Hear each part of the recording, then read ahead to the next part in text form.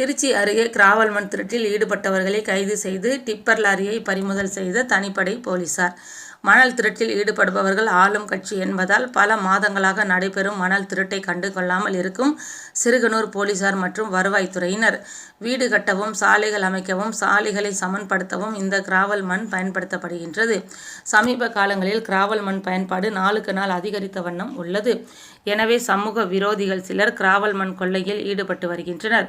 Gravel மண் கொள்ளையை தடுக்கும் வகையில் திருச்சி மாவட்ட காவல்துறை கண்காணிப்பாளர் வருண்குமார் அதிரடி நடவடிக்கைகளை மேற்கொண்டு வருகிறார். அந்த வகையில் அவரது தலைமையிலான தனிப்படையினர் திருச்சி மாவட்டம் முழுவதும் தீவிர கண்காணிப்பில் ஈடுபட்டு வருகின்றனர். இந்த சூழலில் திருச்சி மாவட்டம் சிறுகனூர் காவல் நிலைய எல்லைக்குட்பட்ட கொணலை அருகே சிலர் கிராவல் மண் கடத்தலில் ஈடுபட்டது தெரியவந்தது. இதனையடுத்து தனிப்படையினர் அங்கு சென்று கடத்தலில் ஈடுபட்ட 4 பேரில் 2 தப்பி ஓடிய நிலையில் 2வரை சுற்றி வளைத்து பிடித்து விசாரணை மேற்கொண்டதில் 2 டிப்பர் லாரிகளையும் ஓட்டி வந்த ஓட்டுநர்கள் நெல்சன் ராஜ், ஜான் சதீஷ் அவர்கள் என்பது தெரியவந்தது. இருவரும் டிப்பர் லாரிகளில் சுமார் 12 யூனிட் கிராவல் மண்ணை திருடியதாக தெரியவந்தது. இதனையடுத்து கடத்தலுக்கு பயன்படுத்தப்பட்ட 2 டிப்பர் லாரிகளும் பறிமுதல் செய்யப்பட்டது. மேலும் ஓட்டுநர்கள் 2வரும் கைது செய்யப்பட்டு சிறைக்கு அனுப்பப்பட்டனர். தப்பி ஓடிய லாரி உரிமையாளர்களை போலீசார் தேடி வருகின்றனர். தொடர்ச்சியாக இப்பகுதியில் கிராவல் மண் திருட்டு பல மாதங்களாக நடைபெற்று வருகின்றது.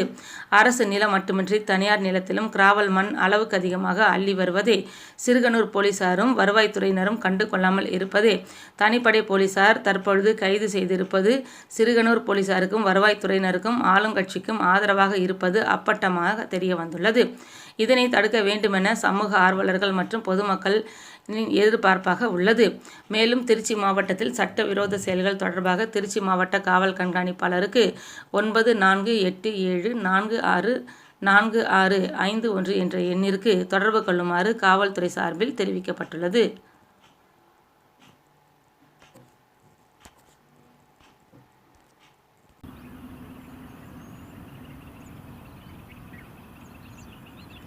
இந்த வார்த்தை சொல்லிவிட்டு அந்த காட்டை போய் பாருங்க. ஏங்க ஒரு ஆள் இறங்கினா தெரியாது, அப்படி குழி பறிச்சு வச்சிருந்தா. இவங்கெல்லாம் நல்லா இருப்பாங்களாங்க சொல்லு. நான் விவசாயம் பண்ணதுக்கு தான் அந்த காடு